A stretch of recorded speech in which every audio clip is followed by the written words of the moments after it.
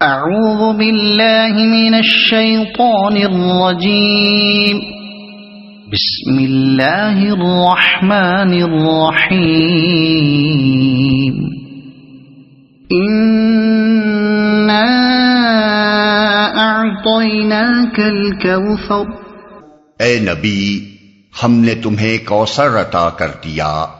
کوثر کا لفظ یہاں جس طرح استعمال کیا گیا ہے اس کا پورا مفہوم ہماری زبان تو درکنار شاید دنیا کی کسی زبان میں بھی ایک لفظ سے ادا نہیں کیا جا سکتا۔ یہ کثرت سے مبالغے کا صیغہ ہے جس کے لغوی معنی تو بے انتہا کثرت کے ہیں، مگر جس موقع پر اس لفظ کو استعمال کیا گیا ہے اس میں محض کثرت کا نہیں بلکہ خیر اور بھلائی اور نعمتوں کی کثرت اور ایسی کثرت کا مفہوم نکلتا ہے جو افراط اور فراوانی کی حد کو پہنچی ہوئی ہو، اور اس سے مراد کسی ایک خیر یا بھلائی یا نعمت کی نہیں بلکہ بے شمار بھلائیوں اور نعمتوں کی کثرت ہے۔ دیباچے میں اس صورت کا جو پس منظر ہم نے بیان کیا ہے اس پر ایک مرتبہ پھر نگاہ ڈال کر دیکھیے۔ حالات وہ تھے جب دشمن یہ سمجھ رہے تھے کہ محمد صلی اللہ علیہ وسلم ہر حیثیت سے تباہ ہو چکے ہیں، قوم سے کٹ کر بے یار و مددگار رہ گئے، تجارت برباد ہو گئی، اولاد نرینہ تھی جس سے آگے ان کا نام چل سکتا تھا وہ بھی وفات پا گئی۔ بات ایسی لے کر اٹھے ہیں کہ چند گنے چنے آدمی چھوڑ کر مکہ تو درکنار پورے عرب میں کوئی اس کو سننا تک گوارا نہیں کرتا، اس لیے ان کے مقدر میں اس کے سوا کچھ نہیں کہ جیتے جی ناکامی اور نامرادی سے دوچار رہیں، اور جب وفات پا جائیں تو دنیا میں کوئی ان کا نام لیوا بھی نہ ہو۔ اس حالت میں جب اللہ تعالیٰ کی طرف سے یہ فرمایا گیا کہ ہم نے تمہیں کوثر عطا کر دیا تو اس سے خود بخود یہ مطلب نکلتا ہے کہ تمہارے مخالف بے وقوف تو یہ سمجھ رہے ہیں کہ تم برباد ہو گئے اور نبوت سے پہلے جو نعمتیں تمہیں حاصل تھیں وہ بھی تم سے چھن گئیں، لیکن حقیقت یہ ہے کہ ہم نے تمہیں بے انتہا خیر اور بے شمار نعمتوں سے نواز دیا ہے۔ اس میں اخلاق کی وہ بے نظیر خوبیاں بھی شامل ہیں جو حضور کو بخشی گئیں، اس میں نبوت اور قرآن اور علم اور حکمت کی وہ عظیم نعمتیں بھی شامل ہیں جو آپ کو عطا کی گئیں، اس میں توحید اور ایک ایسے نظام زندگی کی نعمت بھی شامل ہے جس کے سیدھے سادے عام فہم عقل و فطرت کے مطابق اور جامع و ہمگیر اصول تمام عالم میں پھیل جانے اور ہمیشہ پھیلتے ہی چلے جانے کی طاقت رکھتے ہیں۔ اس میں رفع ذکر کی نعمت بھی شامل ہے جس کی بدولت حضور صلی اللہ علیہ وسلم کا نام نامی 1400 برس سے دنیا کے گوشے گوشے میں بلند ہو رہا ہے اور قیامت تک بلند ہوتا رہے گا۔ اس میں یہ نعمت بھی شامل ہے کہ آپ کی دعوت سے بالآخر ایک ایسی عالمگیر امت وجود میں آئی جو دنیا میں ہمیشہ کے لیے دین حق کی علمبردار بن گئی، جس سے زیادہ نیک اور پاکیزہ اور بلند پایا انسان دنیا کی کسی امت میں کبھی پیدا نہیں ہوئے، اور جو بگاڑ کی حالت کو پہنچ کر بھی دنیا کی سب قوموں سے بڑھ کر خیر اپنے اندر رکھتی ہے۔ اس میں یہ نعمت بھی شامل ہے کہ حضور صلی اللہ علیہ وسلم نے اپنی آنکھوں سے اپنی حیات مبارکہ ہی میں اپنی دعوت کو انتہائی کامیاب دیکھ لیا، اور آپ کے ہاتھوں سے وہ جماعت تیار ہو گئی جو دنیا پر چھا جانے کی طاقت رکھتی تھی۔ اس میں یہ نعمت بھی شامل ہے کہ اولاد نرینہ سے محروم ہو جانے کی بنا پر دشمن تو یہ سمجھتے تھے کہ آپ کا نام و نشان دنیا سے مٹ جائے گا، لیکن اللہ نے صرف یہی نہیں کہ مسلمانوں کی صورت میں آپ کو وہ روحانی اولاد عطا فرمائی جو قیامت تک تمام روئے زمین پر آپ کا نام روشن کرنے والی ہے، بلکہ آپ کی صرف ایک ہی صاحبزادی حضرت فاطمہ رضی اللہ عنہا سے آپ کو وہ جسمانی اولاد بھی عطا کی جو دنیا بھر میں پھیلی ہوئی ہے، اور جس کا سارا سرمایہ افتخار ہی حضور سے اس کا انتساب ہے۔ یہ تو وہ نعمتیں ہیں جو اس دنیا میں لوگوں نے دیکھ لی کہ وہ کس فراوانی کے ساتھ اللہ نے اپنے حبیب صلی اللہ علیہ وسلم کو عطا فرمائیں۔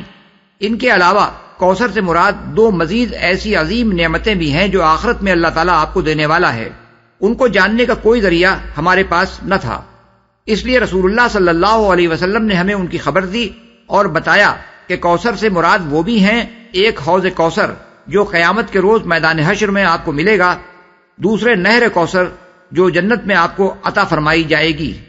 ان دونوں کے متعلق اس کثرت سے احادیث حضور صلی اللہ علیہ وسلم سے منقول ہوئی ہیں، اور اتنے کثیر راویوں نے ان کو روایت کیا ہے کہ ان کی صحت میں کسی شبے کی گنجائش نہیں۔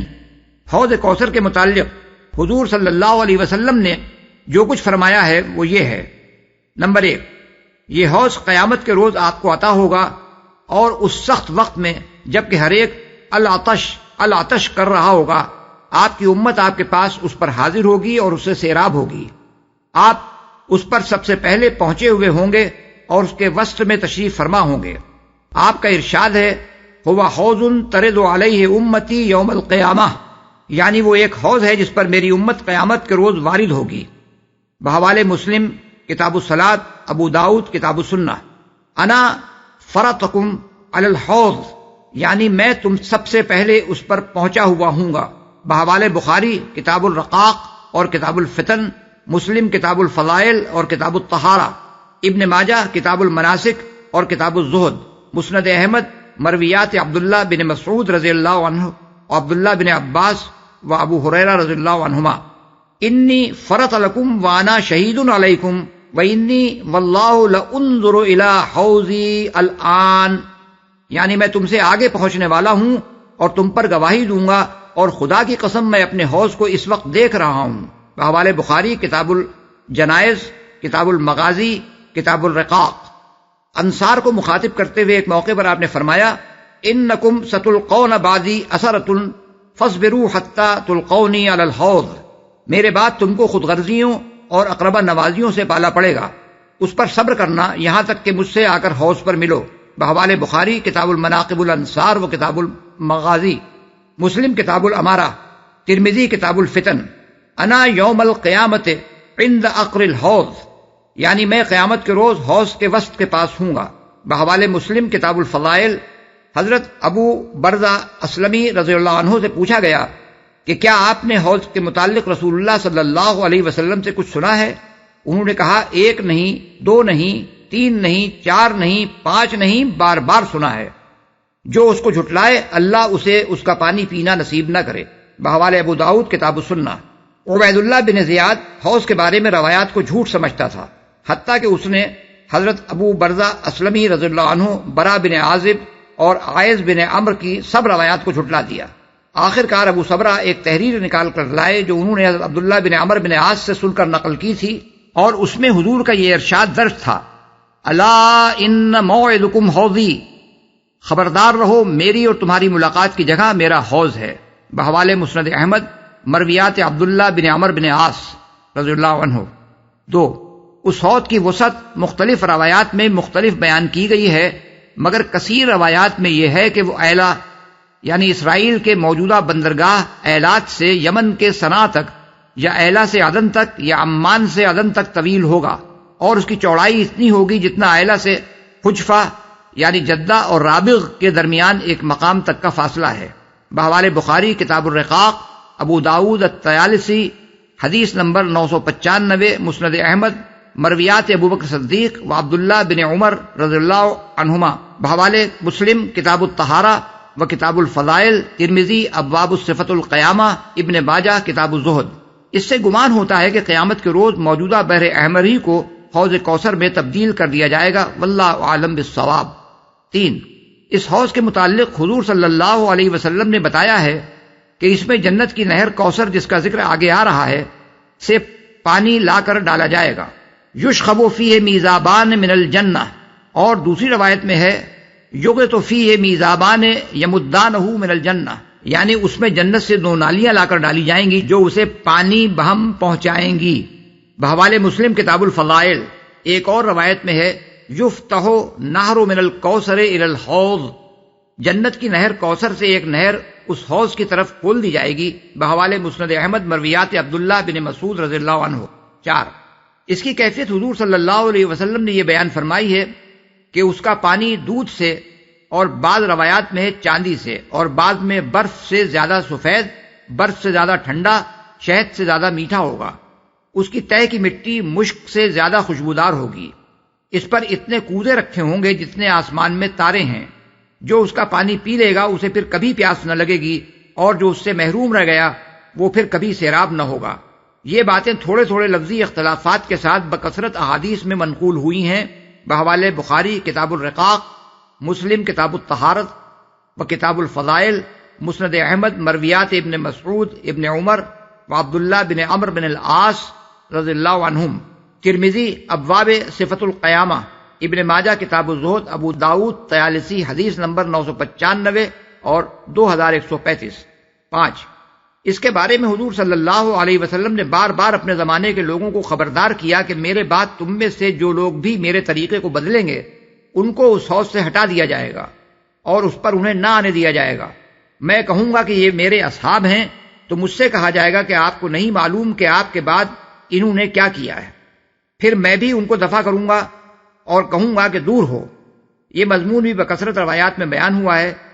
بحوالِ بخاری کتاب الرقاق، کتاب الفتن، مسلم کتاب الطہارہ، کتاب الفضائل، مسند احمد مرویات ابن مسعود و ابو ہریرہ رضی اللہ عنہما، ابن ماجہ کتاب المناسک۔ ابن ماجہ نے اس سلسلے میں جو حدیث نقل کی ہے وہ بڑے ہی دردناک الفاظ میں ہے۔ اس میں حضور فرماتے ہیں الا وانی فرطکم علی الحوض واکاثر بکم الامم فلا تسودوا وجہی الا وانی مستنقذ اناسا ومستنقذ اناس منی فاقول یا رب اصحابی فیقول انک لا تدری ما احدثوا بعدک۔ خبردار رہو میں تم سے آگے حوض پر پہنچا ہوا ہوں گا اور تمہارے ذریعے سے دوسری امتوں کے مقابلے میں اپنی امت کی کثرت پر فخر کروں گا۔ اس وقت میرا منہ کالا نہ کروانا۔ خبردار رہو کچھ لوگوں کو میں چھڑاؤں گا اور کچھ لوگ مجھ سے چھڑائے جائیں گے۔ میں کہوں گا کہ اے پروردگار یہ تو میرے صحابی ہیں۔ وہ فرمائے گا تم نہیں جانتے انہوں نے تمہارے بعد کیا نرالے کام کیے ہیں۔ ابن ماجہ کی روایت ہے کہ یہ الفاظ حضور صلی اللہ علیہ وسلم نے عرفات کے خطبے میں فرمائے تھے۔ 6 اسی طرح حضور صلی اللہ علیہ وسلم نے اپنے دور کے بعد قیامت تک آنے والے مسلمانوں کو بھی خبردار کیا ہے کہ ان میں سے جو بھی میرے طریقے سے ہٹ کر چلیں گے اور اس میں رد و بدل کریں گے انہیں اس حوض سے ہٹا دیا جائے گا۔ میں کہوں گا کہ اے رب یہ تو میرے ہیں، میری امت کے لوگ ہیں۔ جواب ملے گا آپ کو معلوم نہیں کہ انہوں نے آپ کے بعد کیا کیا تغیرات کیے اور الٹے ہی پھرتے چلے گئے۔ پھر میں بھی ان کو دفع کروں گا اور حوض پر نہ آنے دوں گا۔ اس مضمون کی بہت سی روایات احادیث میں ہیں۔ بحوالِ بخاری کتاب المساقات، کتاب الرقاق، کتاب الفتن، مسلم کتاب الطہارہ، کتاب الصلاۃ، کتاب الفضائل، ابن ماجہ کتاب الزہد، مسند احمد مرویات ابن عباس رضی اللہ عنہ۔ اس حوض کی روایات 50 سے زیادہ صحابہ سے مروی ہیں اور سلف نے بالعموم اس سے مراد حوض کوثر لیا ہے۔ امام بخاری نے کتاب الرقاق کے آخری باب کا عنوان ہی یہ باندھا ہے باب فی الحوض وقول اللہ انا اعطیناک الکوثر۔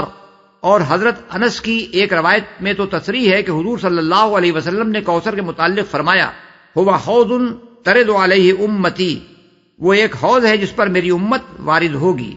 جنت میں کوثر نامی جو نہر رسول اللہ صلی اللہ علیہ وسلم کو عطا کی جائے گی اس کا ذکر بھی بکثرت روایات میں آیا ہے۔ حضرت انس رضی اللہ عنہ سے بہت سی روایات نقل ہوئی ہیں جن میں وہ فرماتے ہیں اور بعض روایات میں صراحت ہے کہ رسول اللہ صلی اللہ علیہ وسلم کے قول کی حیثیت سے بیان کرتے ہیں کہ معراج کے موقع پر حضور صلی اللہ علیہ وسلم کو جنت کی سیر کرائی گئی اور اس موقع پر آپ نے ایک نہر دیکھی جس کے کناروں پر اندر سے ترشے ہوئے موتیوں یا ہیروں کے قبے بنے ہوئے تھے۔ اس کی تہہ کی مٹی مشک اذفر کی تھی۔ حضور نے جبرائیل علیہ السلام سے یا اس فرشتے سے جس نے آپ کو سیر کرائی تھی پوچھا یہ کیا ہے؟ اس نے جواب دیا یہ نہر کوثر ہے جو آپ کو اللہ تعالیٰ نے عطا کی ہے۔ بحوالِ مسند احمد، بخاری، مسلم، ابو داؤد، ترمذی، ابو داؤد، طیالسی، ابن جریر۔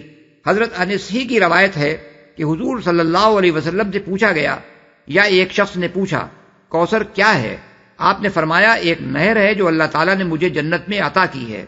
اس کی مٹی مشک ہے، اس کا پانی دودھ سے زیادہ سفید اور شہد سے زیادہ میٹھا ہے۔ بحوالِ مسند احمد، ترمذی، ابن جریر، مسند احمد کی ایک اور روایت میں ہے کہ حضور نے نہر کوثر کی یہ صفات بیان کرتے ہوئے فرمایا اس کی تہہ میں کنکریوں کے بجائے موتی پڑے ہوئے ہیں۔ ابن عمر رضی اللہ عنہ فرماتے ہیں کہ حضور صلی اللہ علیہ وسلم نے ارشاد فرمایا کہ کوثر جنت میں ایک نہر ہے جس کے کنارے سونے کے ہیں، وہ موتیوں اور ہیروں پر بہہ رہی ہے، یعنی کنکریوں کی جگہ اس کی تہہ میں یہ جواہر پڑے ہوئے ہیں۔ اس کی مٹی مشک سے زیادہ خوشبودار ہے، اس کا پانی دودھ سے یا برف سے زیادہ سفید ہے، برف سے زیادہ ٹھنڈا اور شہد سے زیادہ میٹھا ہے۔ بحوالِ مسند احمد، ترمذی، ابن ماجہ، ابن ابی حاتم، دارمی، ابو داؤد، طیالسی، ابن المنذر، ابن مردویہ، ابن ابی شیبہ۔ اسامہ بن زید رضی اللہ عنہ کی روایت ہے کہ رسول اللہ صلی اللہ علیہ وسلم ایک مرتبہ حضرت حمزہ رضی اللہ عنہ کے ہاں تشریف لے گئے، وہ گھر پر نہ تھے۔ ان کی اہلیہ نے حضور صلی اللہ علیہ وسلم کی تواضع کی اور دوران گفتگو عرض کیا کہ میرے شوہر نے مجھے بتایا ہے کہ آپ کو جنت میں ایک نہر عطا کی گئی ہے جس کا نام کوثر ہے۔ آپ نے فرمایا ہاں، اور اس کی زمین یاقوت و مرجان اور زبرجد اور موتیوں کی ہے۔ بحوالِ ابن جریر، ابن مردویہ۔ اس کی سند اگرچہ ضعیف ہے مگر اس مضمون کی کثیر التعداد روایات کا موجود ہونا اس کو تقویت پہنچاتا ہے۔ ان مرفوع روایات کے علاوہ صحابہ اور تابعین کے بکثرت اقوال احادیث میں نقل ہوئے ہیں جن میں وہ کوثر سے مراد جنت کی یہ نہر لیتے ہیں اور اس کی وہی صفات بیان کرتے ہیں جو اوپر گزری ہیں۔ مثال کے طور پر حضرت عبداللہ بن عمر، عبداللہ بن عباس، حضرت انس بن مالک، حضرت عائشہ، مجاہد اور ابو العالیہ کے اقوال مسند احمد، بخاری، ترمذی، نسائی، ابن مردویہ، ابن جریر اور ابن ابی شیبہ وغیرہ محدثین کی کتابوں میں موجود ہیں۔ فَصَلِّ لِرَبِّكَ وَانْحَرْ، پس تم اپنے رب ہی کے لیے نماز پڑھو اور قربانی کرو۔ اس کی مختلف تفسیریں مختلف بزرگوں سے منقول ہیں۔ بعض حضرات نے نماز سے مراد 5 وقتہ فرض نماز لی ہے، بعض اس سے بقرعید کی نماز مراد لیتے ہیں اور بعض کہتے ہیں کہ بجائے خود نماز مراد ہے۔ اسی طرح ونحر یعنی نہر کرو سے مراد بعض جلیل القدر بزرگوں سے یہ منقول ہے کہ نماز میں بائیں ہاتھ پر دائیں ہاتھ رکھ کر اسے سینے پر باندھنا ہے۔ بعض کا قول یہ ہے کہ اس سے مراد نماز شروع کرتے وقت دونوں ہاتھ اٹھا کر تکبیر کہنا ہے۔ بعض کا قول یہ ہے کہ افتتاح نماز کے وقت اور رکوع میں جاتے ہوئے رکوع سے اٹھ کر رفع یدین کرنا مراد ہے، اور بعض کہتے ہیں کہ اس سے مراد بقرعید کی نماز پڑھنا اور اس کے بعد قربانی کرنا ہے۔ لیکن جس موقع و محل پر یہ حکم دیا گیا ہے اس پر اگر غور کیا جائے تو اس کا مطلب صریحاً یہ معلوم ہوتا ہے کہ اے نبی، جب تمہارے رب نے تم کو اتنی کثیر اور عظیم بھلائیاں عطا کی ہیں تو تم اسی کے لیے نماز پڑھو اور اسی کے لیے قربانی کرو۔ یہ حکم اس ماحول میں دیا گیا تھا جب مشرکین قریش ہی نہیں، تمام عرب کے مشرکین اور دنیا بھر کے مشرکین اپنے خود ساختہ معبودوں کی عبادت کرتے تھے اور انہی کے آستانوں پر قربانیاں چڑھاتے تھے۔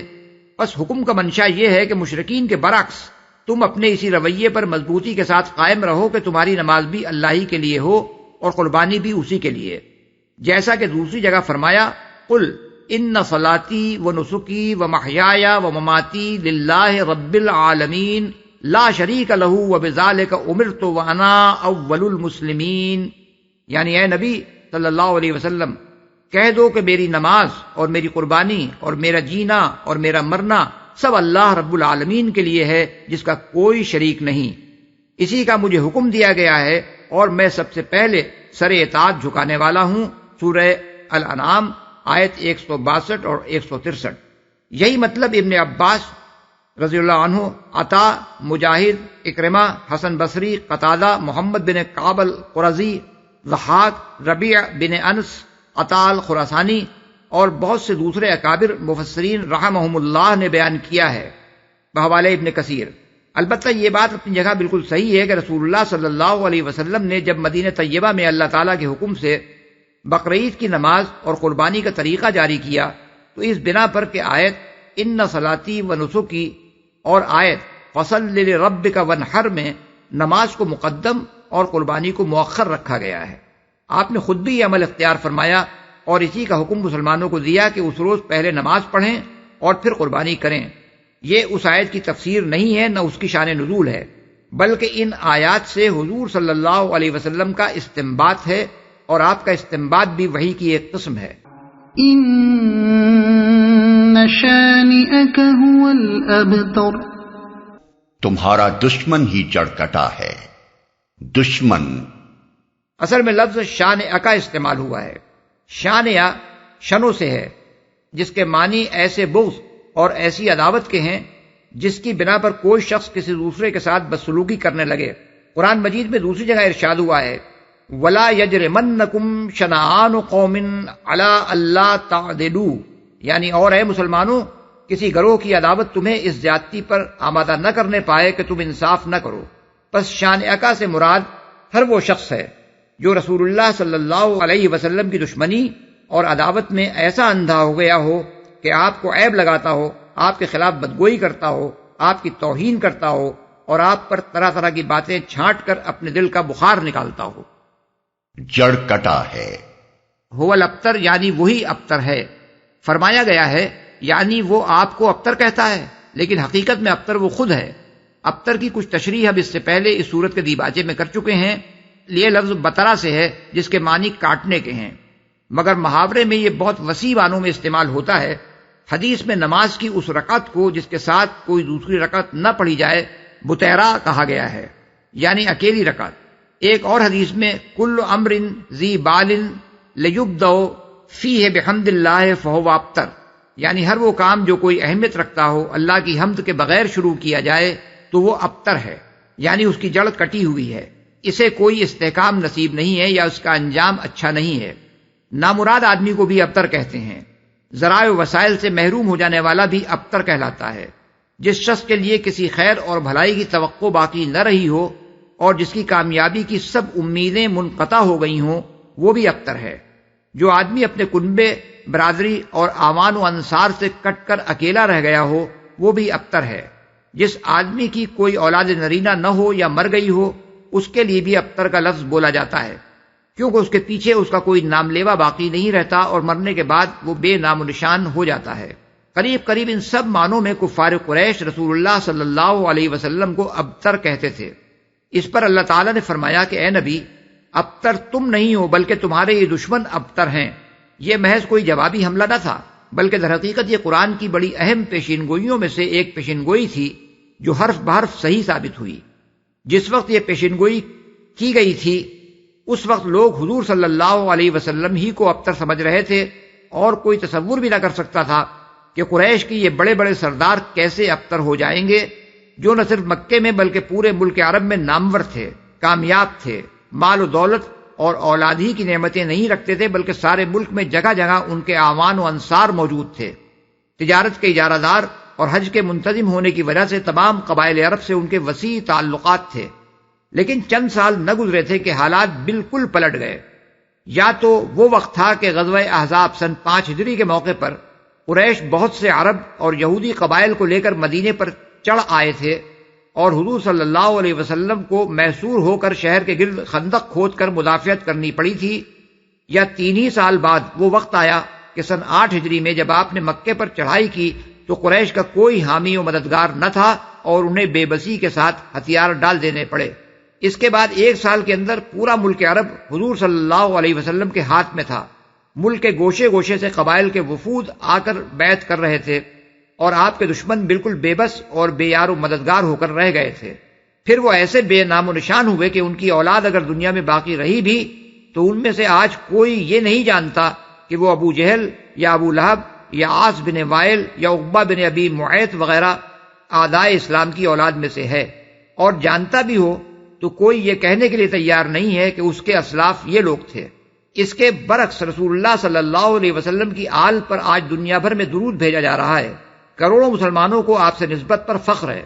لاکھوں انسان آپ ہی سے نہیں بلکہ آپ کے خاندان اور آپ کے ساتھیوں کے خاندانوں تک سے انتساب کو باعث عز و شرف سمجھتے ہیں۔